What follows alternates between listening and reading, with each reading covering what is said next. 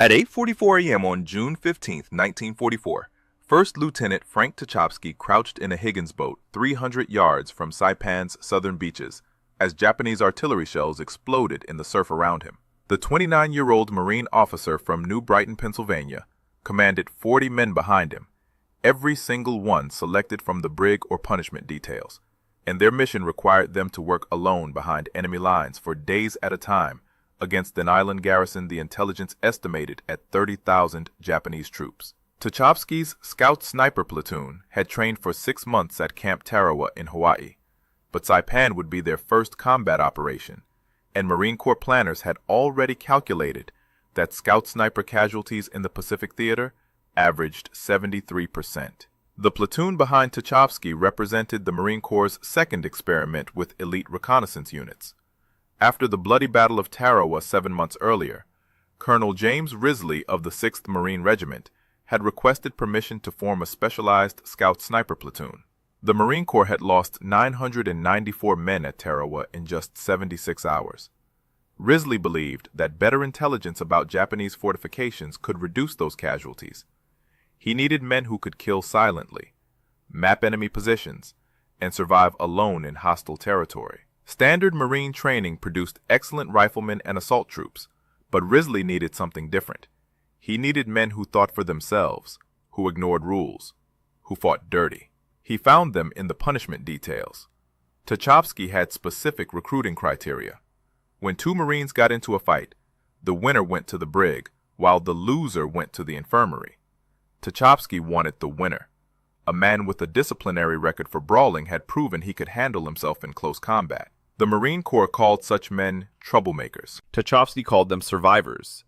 Over 2 months at Camp Tarawa, he assembled 42 Marines from various punishment details across the 2nd Marine Division.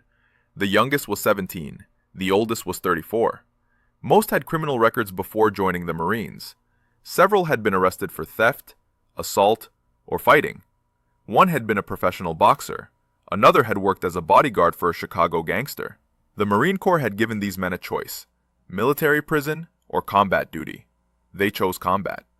Training at Camp Tarawa focused on skills the regular Marine Corps did not teach: silent killing techniques with knives and bare hands, how to approach a sentry from behind and break his neck without making sound, how to move through jungle terrain without disturbing vegetation, how to read Japanese maps and documents, how to call in naval gunfire and artillery strikes. The platoon practiced with M1903 Springfield rifles fitted with 8-power Unertal scopes. They learned to shoot from 600 yards and hit a man-sized target. They trained with bazookas, learning to destroy tanks in fortified positions. They studied Japanese tactics, learning how the enemy defended islands and where they positioned troops. The platoon also learned to steal. Marines were notorious thieves, by necessity. The Marine Corps was the poorest equipped branch of the American military in 1944. Marines received surplus weapons from World War I, outdated equipment, and inadequate rations. To survive, they stole from better supplied Army and Navy units. Tucholsky's men excelled at theft. They raided Army supply depots for food, Navy warehouses for equipment, and even stole jeeps and trucks. Other Marines in the 6th Regiment nicknamed them the 40 Thieves. The name stuck. By June 1944, the 40 Thieves had completed their training.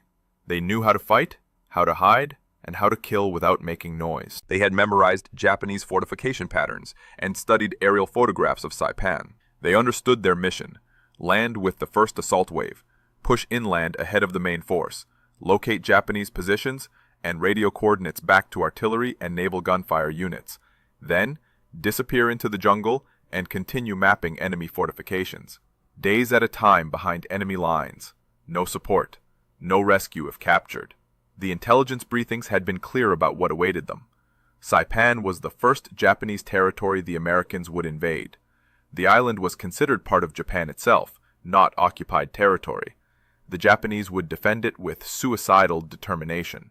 The garrison included 30,000 Imperial Army and Navy troops, plus thousands of armed civilians.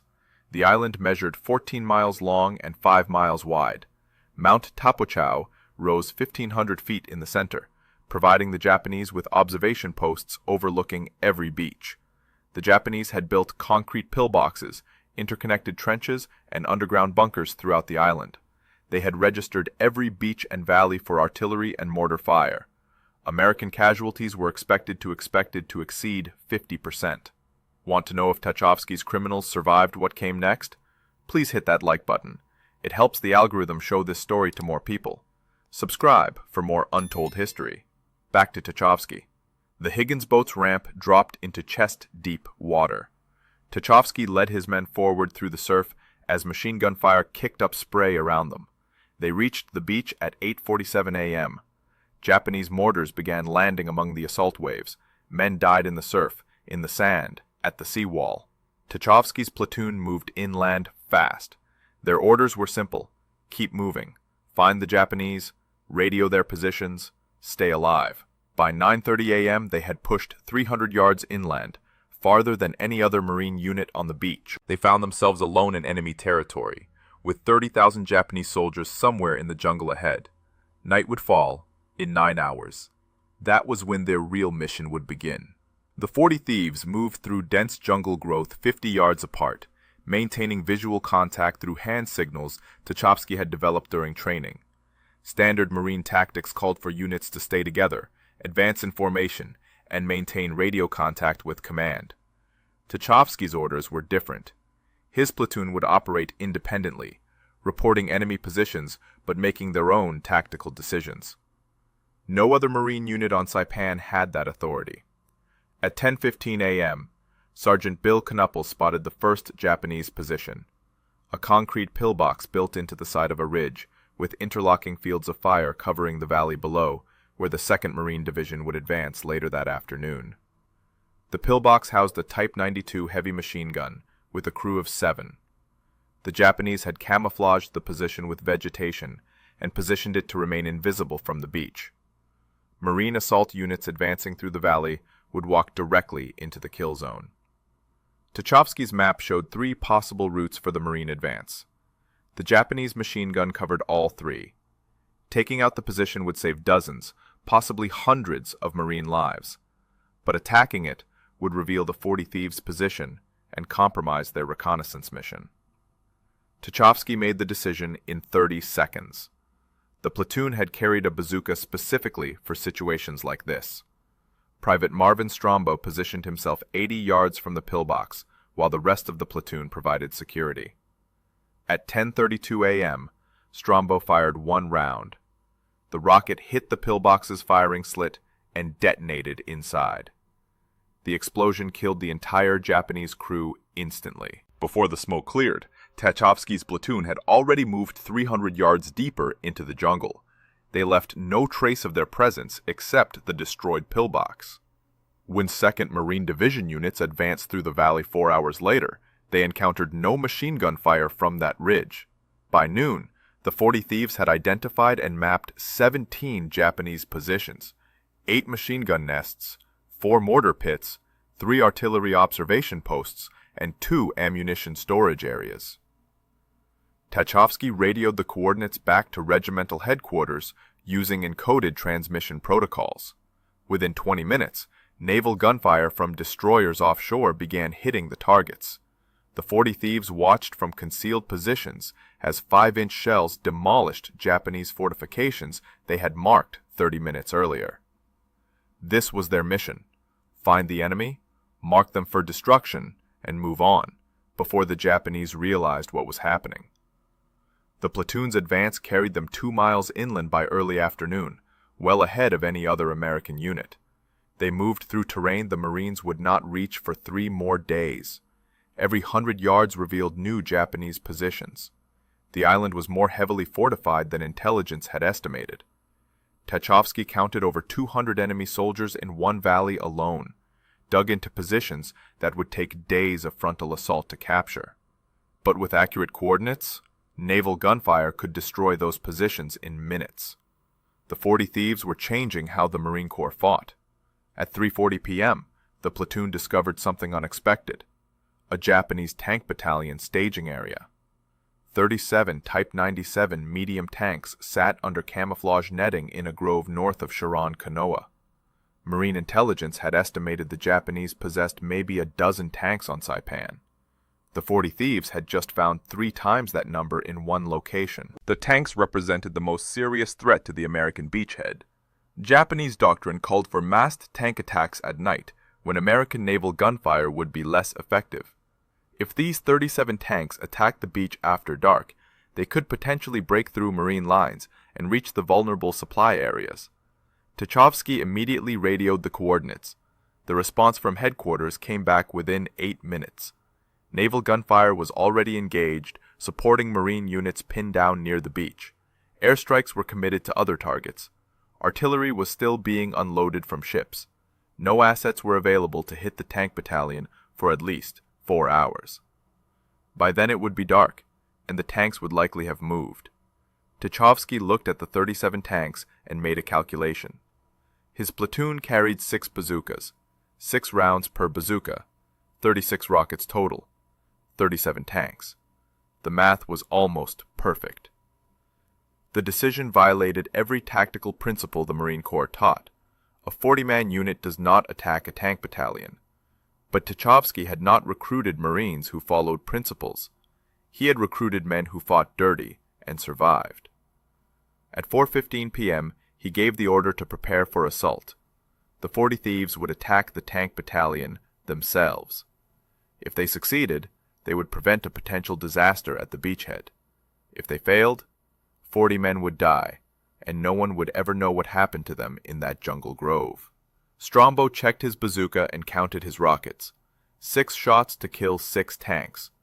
Then it would come down to close combat. Tucholsky positioned his 6 bazooka teams in a semicircle around the tank staging area, spacing them 40 yards apart to maximize coverage. Each team consisted of a shooter and a loader. The plan was simple. Hit as many tanks as possible in the first 30 seconds, then withdraw into the jungle before Japanese infantry could respond. The Marines knew they would not destroy all 37 tanks, but even disabling 10 or 15 would significantly reduce the threat to the beachhead. At 4:25 p.m., as the teams moved into position, something changed. The Japanese tanks started their engines. The sound of 37 diesel engines roaring to life simultaneously echoed through the jungle. Japanese tank crews emerged from camouflaged dugouts and climbed onto their vehicles. Officers shouted orders. Infantry units began forming up around the tanks. This was not a repositioning movement. This was preparation for attack. Tucholsky checked his watch. 4:28 p.m. Sunset was at 7:12 p.m. The Japanese were preparing for a dusk assault, earlier than Marine intelligence had predicted. The entire enemy force was now alert and organizing for combat. The window for a surprise attack had closed. Tucholsky made a new decision. His platoon would shadow the tank battalion and report its movements. Attacking now would accomplish nothing except getting his men killed. But tracking the tanks and providing real-time coordinates would allow Marine units at the beach to prepare defenses. He radioed headquarters with updated information. Enemy tank battalion mobilizing for attack. Estimated time of arrival at American lines between 7 and 8 p.m. The response came back immediately. Maintain observation. Do not engage. Continue reporting. The tank battalion began moving at 5:07 p.m. They advanced in 2 columns along parallel routes toward the coast. Japanese infantry units moved alongside the tanks, approximately 1,000 soldiers total. This was a major assault, not a probing attack. The Japanese intended to break through Marine lines and reach the beaches before nightfall. If they succeeded, they could destroy supply dumps, artillery positions, and command posts. The entire American invasion could collapse in a single evening. The 40 Thieves followed the enemy formation, staying 200 yards to the flank and using jungle cover for concealment. Every 10 minutes, Tucholsky radioed updated coordinates showing the enemy's position and direction of movement. Marine units at the beach began repositioning to meet the threat. Bazookas were distributed to frontline units. Sherman tanks from the 2nd Marine Tank Battalion moved forward. Artillery batteries adjusted their aim points. The entire 2nd Marine Division prepared to receive a massed tank attack. At 6:15 p.m., approximately 1 mile from the beach, the Japanese formation halted. Officers gathered for a conference. Tucholsky observed them through binoculars from 300 yards away. The Japanese were arguing about something. One officer pointed toward the coast. Another gestured toward the north. A third officer unrolled the map. The conference lasted 11 minutes. Finally, the officers returned to their units and the formation changed direction. Instead of continuing straight toward the beach, the tanks turned north. The maneuver surprised Tucholsky. Marine intelligence maps showed no valuable targets in that direction. The area was mostly jungle and rough terrain. But the Japanese clearly had a specific objective. The formation advanced another mile north, then turned west again toward the coast. By 7:05 p.m., as the sun touched the horizon, Tucholsky understood their plan. The Japanese were not attacking the main beachhead. They were targeting the gap between the 2nd Marine Division and 4th Marine Division. A successful breakthrough there would split the American forces in half. Tucholsky radioed the warning. But the Japanese had chosen their timing perfectly. Dusk was falling. Radio communication became difficult as Marine units shifted frequencies for night operations. Artillery batteries were in the middle of ammunition resupply. Sherman tanks were refueling. The gap between divisions was defended by just 2 Marine companies, approximately 340 men, against 37 tanks and 1,000 Japanese infantry. At 7:23 p.m., the Japanese attack began. The 40 Thieves watched from elevated ground as enemy tanks rolled forward through the twilight. Marine defensive positions erupted with bazooka fire. The first 3 Japanese tanks exploded in flames, but 34 more kept coming. Japanese infantry charged behind the tanks, screaming and firing. Marines fell back from their initial positions. The Japanese breakthrough was succeeding. Within 15 minutes, enemy tanks would reach the beach. Tucholsky looked at his 6 bazookas and the 34 tanks below. Then he saw something that changed everything. One Japanese tank had separated from the main formation and was heading directly toward the 6th Marine Regiment's command post, where Colonel Risley was coordinating the entire divisional response. The Type 97 tank moved through the darkness at approximately 15 miles per hour, following a ravine that led directly to the command post location. The Japanese tank commander had identified a weakness in Marine defenses, a 200-yard gap where jungle terrain prevented easy positioning of anti-tank weapons. If the tank reached the command post, it could destroy radio equipment, kill senior officers, and paralyze the entire regimental response to the main attack. Colonel Risley and his staff were approximately 400 yards away, completely unaware of the approaching threat. Tucholsky had maybe 3 minutes to act. He grabbed Private Herbert Hodges, the best bazooka shooter in the platoon. Hodges had destroyed 6 targets during training at Camp Tarawa without missing a single shot. But training targets did not move, did not shoot back, and did not have armor plating designed to deflect rockets. The Type 97's frontal armor was 50 millimeters thick, enough to potentially deflect a bazooka round fired at the wrong angle. Hodges would need a perfect side shot to guarantee penetration.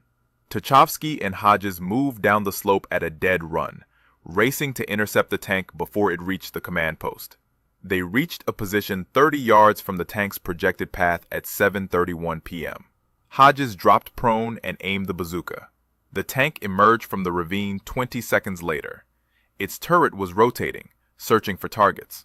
The commander stood in the open hatch, scanning the darkness with binoculars. Hodges waited. A moving tank was harder to hit than a stationary one. He needed the perfect moment. The tank continued forward. 25 yards. 20 yards. 15 yards. Then it stopped. The engine idled. The commander was checking his map, trying to confirm his position. Hodges fired at 7:32 p.m. The rocket hit the tank's left side just below the turret ring, exactly where the armor was thinnest. The shaped charge penetrated and detonated inside the crew compartment.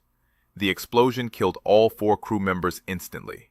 The tank's ammunition cooked off 6 seconds later, and the entire vehicle erupted in flames. The fireball lit up the jungle for 300 yards in every direction. Japanese infantry advancing nearby saw the explosion and assumed they had encountered a major Marine defensive position. They redirected their assault away from the command post and toward what they thought was a larger threat. Tucholsky's bazooka shot had accomplished more than destroying one tank.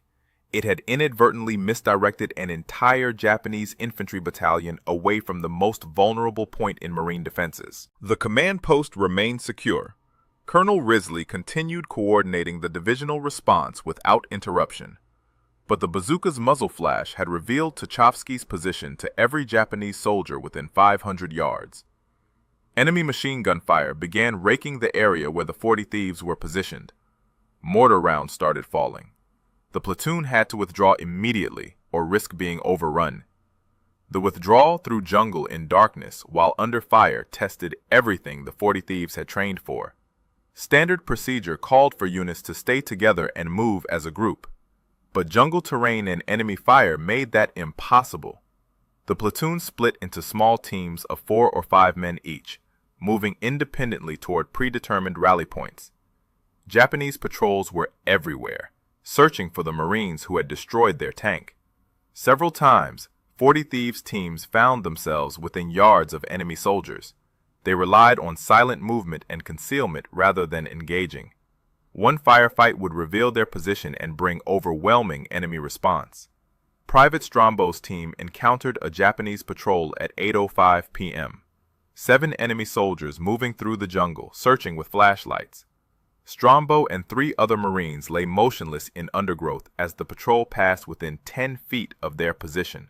One Japanese soldier stopped and looked directly at the spot where Strombo was hiding. The Marine held his breath. The Japanese soldier stood there for 43 seconds, staring into the darkness. Finally, he moved on.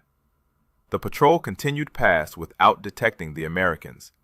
By 9 p.m., approximately half the 40 Thieves had reached the primary rally point, a small clearing 600 yards behind Marine lines. Tucholsky counted 23 men. 17 were still missing. They could be dead, captured, or simply lost in the darkness. Standard Marine procedure called for units to wait at rally points for up to 2 hours for missing personnel, but the rally point was too close to Japanese positions. Enemy patrols were actively searching the area. Tucholsky made the decision to move the assembled group back to Marine lines and send small rescue teams to search for the missing men after dawn. The group moved toward friendly positions at 9:17 p.m. They approached Marine lines carefully, knowing that nervous sentries often shot at anything moving in darkness.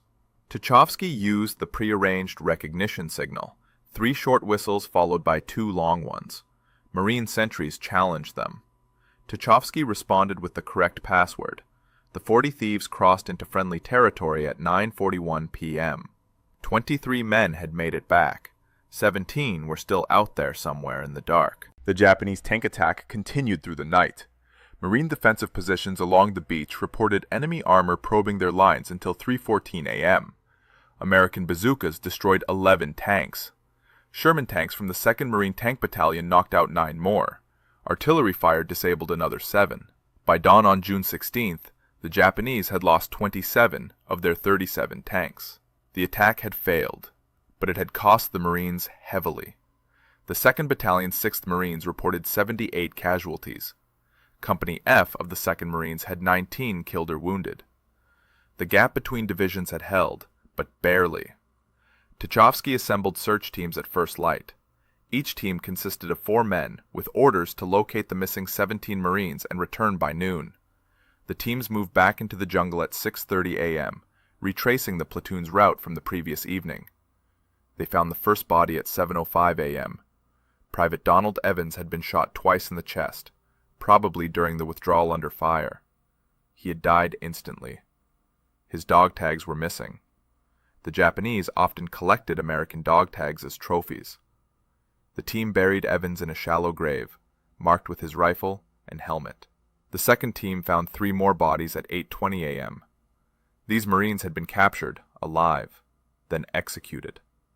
Their hands were tied behind their backs. They had been bayoneted. Japanese forces on Saipan rarely took prisoners. The Imperial Army considered surrender dishonorable, and extended that contempt to enemy soldiers who surrendered. But these 3 Marines had not surrendered. They had been wounded, captured, and murdered. The search team reported the discovery to Tuchovsky by radio. He ordered them to continue searching for the remaining 13 missing men. By 10 a.m., search teams had located 6 of the missing Marines alive. They had become separated during the night withdrawal, but had successfully evaded Japanese patrols and reached Marine lines at different locations. That brought the count to 29 men accounted for. 13 were still missing. At 11:15 a.m., one of the search teams made radio contact. They had found 5 more Marines hiding in a cave system, approximately 1 mile behind Japanese lines. The Marines were alive, but pinned down by enemy patrols. They could not move without being detected. Tuchovsky faced another decision. He could request artillery support to create a diversion, allowing the trapped Marines to escape. But artillery fire would alert the Japanese to American interest in that specific location, potentially leading to increased patrols and making future rescue attempts impossible. Or he could send a rescue team immediately, relying on stealth and speed to extract the trapped men before Japanese forces could respond. The first option was safer but slower. The second option was faster but riskier. Tuchovsky chose speed. He assembled a 6-man rescue team and moved out at 11:47 a.m. The team reached the cave system at 12:33 p.m. The 5 trapped Marines were exhausted and dehydrated, but uninjured. They had spent the night listening to Japanese patrols pass within yards of their hiding position. One Marine had malaria and was running a fever of 103 degrees. Another had dysentery and could barely walk. The rescue team distributed water and medical supplies, then prepared to move. The extraction required the team to cover 1 mile through Japanese-controlled territory in broad daylight. Standard Marine tactics called for moving in darkness, but the trapped Marines could not survive another 12 hours without medical attention. The fever case needed immediate evacuation. The dysentery case was severely dehydrated. Tuchovsky decided to move immediately and rely on speed rather than concealment. The combined group of 11 Marines began moving toward friendly lines at 1:05 p.m. They made it 400 yards before encountering a Japanese patrol. 20 enemy soldiers moving through the jungle in a standard search formation. The Marines had 2 choices: hide and hope the patrol passed without detecting them, or ambush the patrol and eliminate the threat. Hiding risked discovery. Ambushing risked bringing more Japanese troops to investigate gunfire. Tuchovsky chose ambush. The element of surprise would give the Marines a brief advantage. If they could eliminate the entire patrol in 30 seconds before anyone could fire a shot or radio for help, they might escape undetected. The Marines positioned themselves in a classic L-shaped ambush formation. 8 men along the patrol's line of march, 3 men at the end of the L to catch anyone who tried to escape. The Japanese walked directly into the kill zone at 1:23 p.m. Tuchovsky gave the signal. 11 Marines opened fire simultaneously. The Japanese patrol was destroyed in 7 seconds. 20 enemy soldiers killed. No survivors. No radio transmissions. But the gunfire had been heard for at least half a mile in every direction. Japanese units throughout the area would be converging on this location within minutes. The Marines moved at a full run, abandoning stealth for speed. Behind them, Japanese voices shouted commands, whistles blew. The sound of enemy units mobilizing echoed through the jungle. Tuchovsky estimated they had maybe 5 minutes before Japanese forces surrounded them.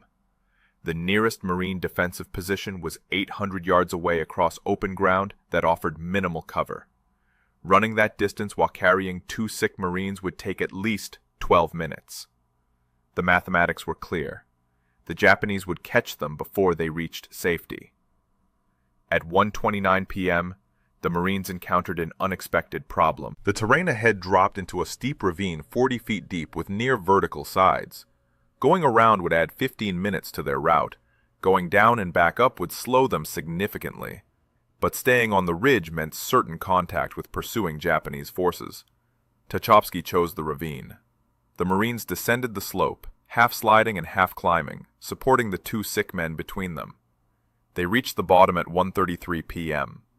Japanese soldiers appeared on the ridge above them 60 seconds later. The Japanese opened fire from elevated positions, shooting down into the ravine. Bullets ricocheted off rocks. One Marine was hit in the leg. Another took shrapnel from a grenade that exploded on the ravine floor.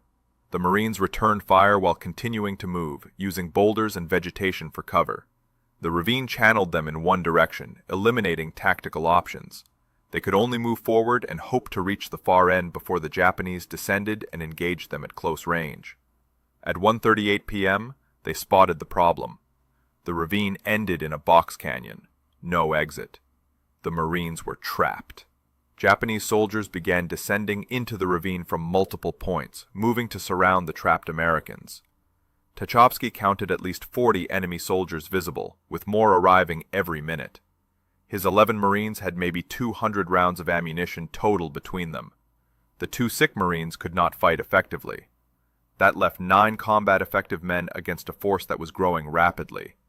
Artillery support was impossible because the Marines were too close to Japanese positions. Airstrikes could not be called in without risking hitting friendly forces. The 40 thieves were on their own. Tucholsky noticed something the Japanese had missed. The box canyon's rear wall was not solid rock. Vegetation growing at the base suggested water seepage, which meant a crack or fissure in the stone. He sent 2 Marines to investigate, while the rest of the team established defensive positions. The 2 Marines reported back at 1:44 p.m. There was a narrow opening behind the vegetation, barely wide enough for a man to squeeze through. Beyond the opening, the fissure widened into a passageway that appeared to lead upward through the rock. The Marines began moving through the opening one at a time, pushing the 2 sick men through first. The passage was tight enough that men had to remove their packs and drag them behind. It was completely dark inside. They moved by touch, following the Marine ahead. The passage climbed steeply upward through solid rock. Behind them, they could hear Japanese soldiers entering the box canyon, calling to each other as they searched for the Americans who had seemingly disappeared. The passage emerged onto the opposite side of the ridge at 2:07 p.m., 400 yards from where they had entered. The Marines found themselves behind Japanese lines, but with the enemy focused on searching the ravine below. They moved quickly toward Marine positions, covering the final 600 yards in 8 minutes. They approached friendly lines using proper recognition signals and crossed into American-held territory at 2:23 p.m. All 11 Marines reached safety. The 2 sick men were immediately evacuated to medical stations. That brought the total count to 34 Marines accounted for. 8 remained missing.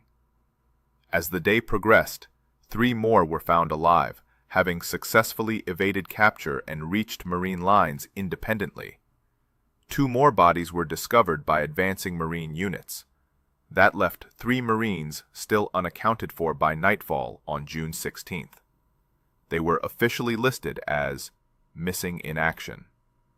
The 40 thieves had lost at least 6 men killed in their first 48 hours on Saipan. Another 3 were missing and presumed dead. That represented a 22% casualty rate. Despite the losses, the platoon had accomplished its mission.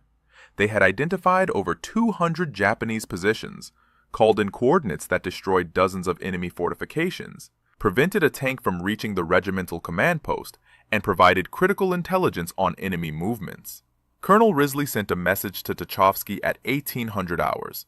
The 40 thieves would have 1 night to rest, resupply, and integrate replacements. At dawn on June 17th, they would return to the jungle. This time, their mission would take them even deeper behind enemy lines. The Japanese garrison on Saipan still numbered approximately 29,000 troops. The 40 thieves now numbered 37 men. At 0530 hours on June 17th, the 40 thieves moved out from Marine lines in complete darkness. Their objective was a ridge system 3 miles inland that Marine intelligence believed contained Japanese artillery positions. Those guns had been shelling American positions continuously for 2 days, killing dozens of Marines and disrupting supply operations. Aerial reconnaissance could not locate the guns because the Japanese had camouflaged them inside caves. Only ground reconnaissance could find them. The mission required the 40 thieves to penetrate deeper behind enemy lines than any American unit had yet gone on Saipan. The platoon moved in complete silence, using hand signals for communication. They covered the first mile in 47 minutes without encountering Japanese patrols. The second mile took longer because the terrain became increasingly difficult. Steep slopes, dense vegetation, and rocky ground slowed their advance. They reached the target ridge system at 08:15 hours and began systematic reconnaissance. The ridge stretched for approximately 2 miles and rose 600 feet above the surrounding jungle. Japanese positions were everywhere. Tucholsky counted 8 cave entrances large enough to hide artillery pieces. The caves were connected by tunnels that allowed the Japanese to move guns between positions, fire several rounds, then relocate before American counter-battery fire could respond. This explained why Marine artillery had failed to destroy the enemy guns. They were shooting at positions the Japanese had already abandoned. Finding the guns was only part of the mission. The 40 Thieves also needed to map the tunnel system, so Marine assault units would know how to attack when they reached this area. Mapping the tunnels required entering them. At 0940 hours, Corporal Roscoe Mullins and Private Strombo volunteered to penetrate the cave system, while the rest of the platoon provided security outside. The 2 Marines entered the largest cave opening and moved into darkness, using small flashlights shielded to prevent light from being visible more than a few feet away. The cave extended 200 feet into the ridge before branching into multiple passages. They could hear Japanese voices echoing from somewhere deeper in the system. Water dripped from the ceiling. The air smelled of gunpowder and human waste. They found the first artillery piece at 0:10:12 hours, a Type 91 105mm howitzer positioned 30 feet inside a side passage with ammunition stored in recesses carved into the rock walls.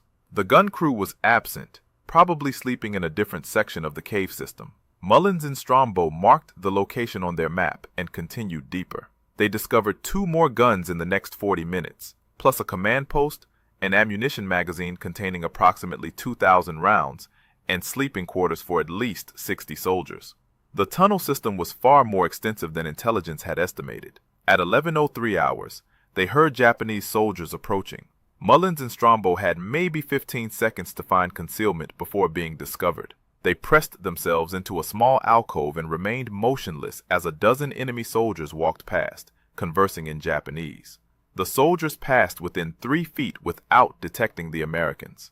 After the patrol moved on, the 2 Marines decided to exit the cave system. They had gathered enough intelligence. Staying longer risked capture or discovery. They emerged at 11:27 hours and rejoined the platoon. Tucholsky examined their map. The tunnel system connected all 8 cave entrances and contained at least 6 artillery pieces, possibly more. Standard Marine assault tactics would fail against this position. Infantry could not storm the caves because machine guns covered every entrance. Artillery fire would be ineffective because the caves were too deep. The only solution was to seal the entrances, trapping the Japanese inside, then systematically destroy each sealed position with demolitions.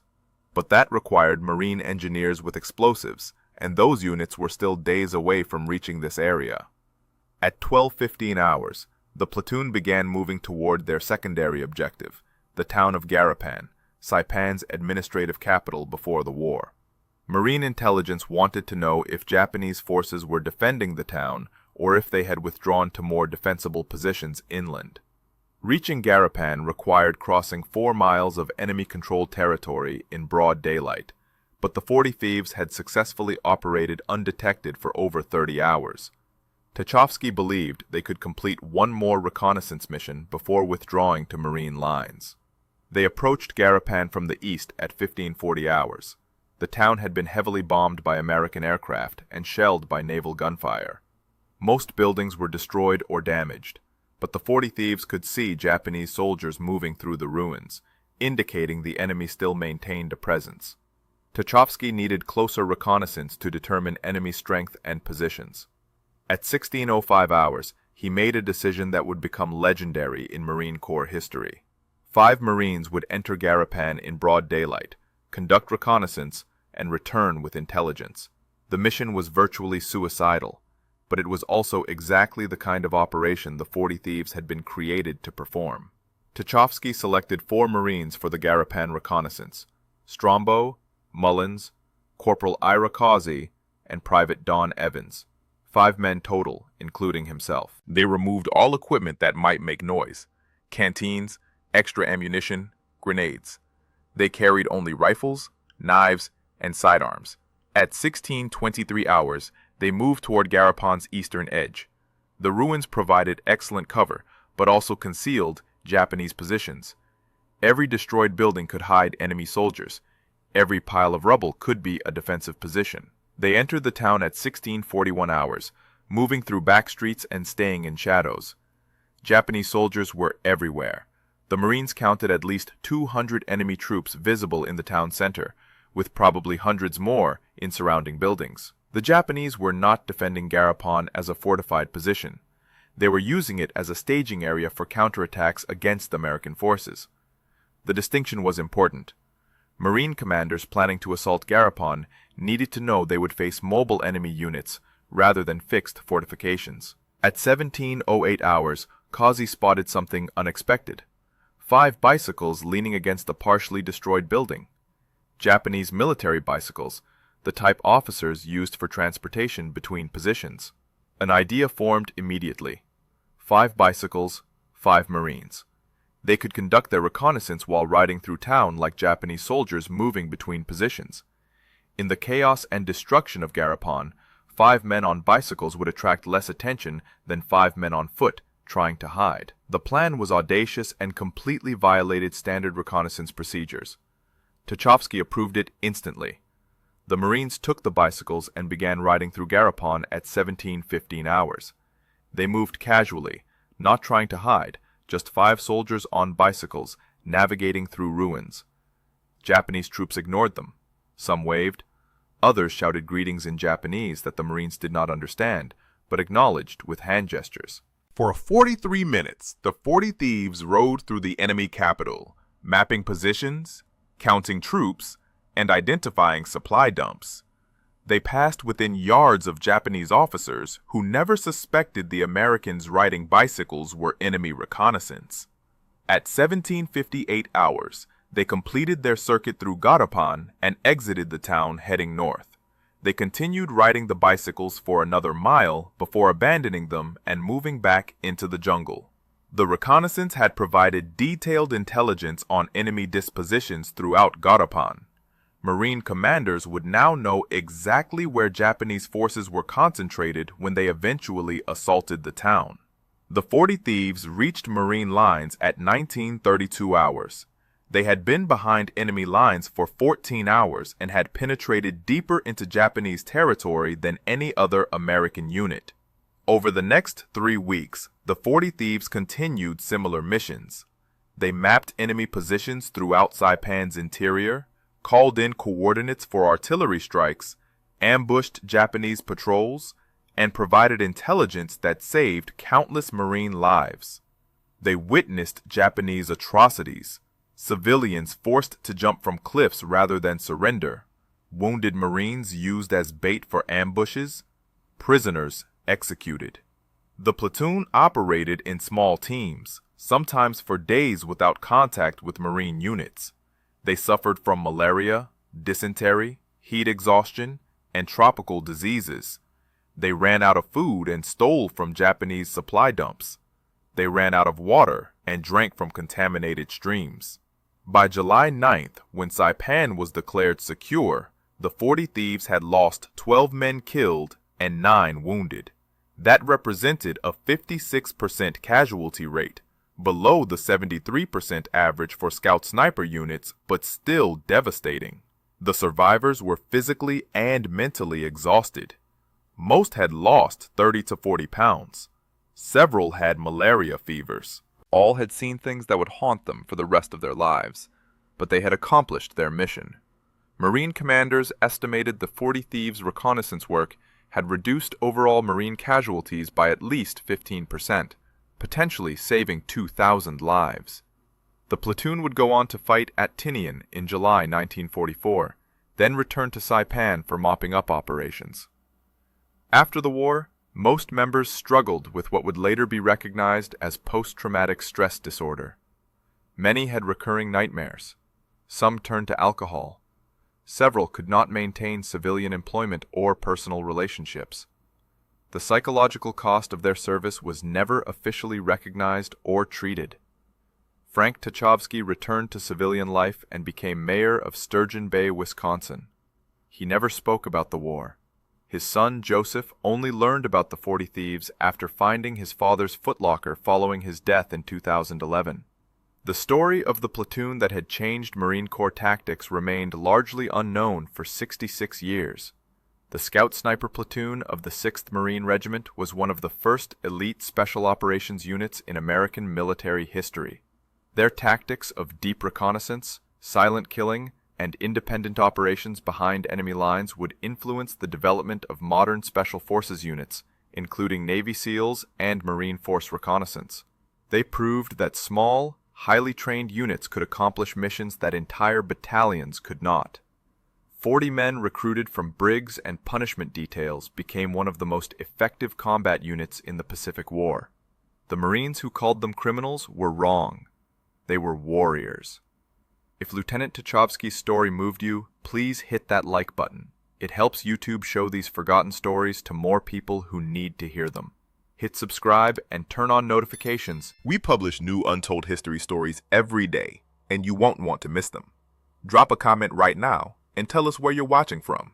Are you in the United States, United Kingdom, Canada, Australia, or somewhere else? Our community stretches across the world. You're part of keeping these memories alive. Tell us in the comments, did any of your relatives serve in World War II, especially in the Pacific Theater? Thank you for watching. Frank Tuchovsky and his 40 Thieves deserve to be remembered. These men sacrificed everything so future generations could live in freedom. You're helping make that happen by watching, liking, and sharing these stories. Never forget,